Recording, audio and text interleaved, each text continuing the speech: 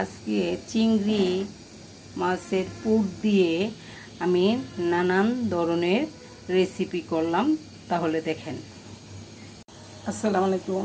আজকে আমি মোমো করব, কিন্তু মোমোটা হবে চিংড়ি দিয়ে। মোমোটার পুর করে নিচ্ছি আমি। আর চিংড়িগুলো আমি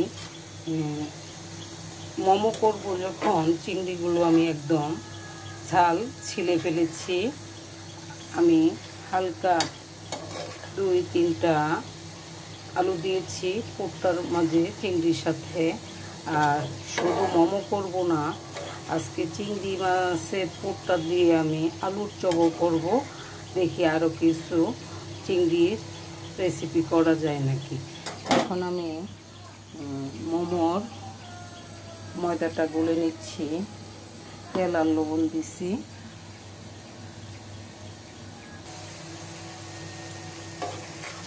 চিংড়ি ভাজিটা আমি একটু জাল করে নিচ্ছি।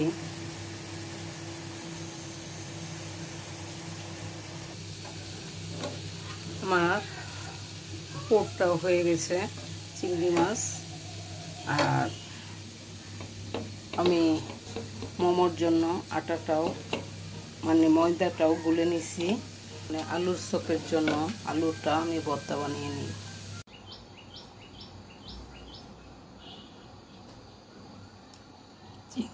চিংড়ির পুরগুলো মোমোতে দিয়ে দিলাম। এখন আমি মোমোগুলো ভরে নেব।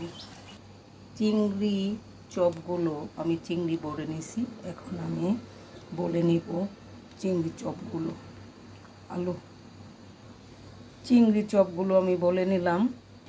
চিকেন মোমোগুলো আমি চিকেন ভরে নিলাম পুরগুলো। এখন আমি পানিতে বসিয়ে দিলাম। আজকে চিকেন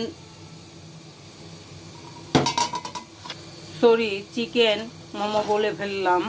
চিংড়ি সবসময় চিকেন মোমো করতে করতে মুখ দিয়ে চিকেন মোমো এসে গেছে। চিংড়ি মোমো, চিংড়ির রোল।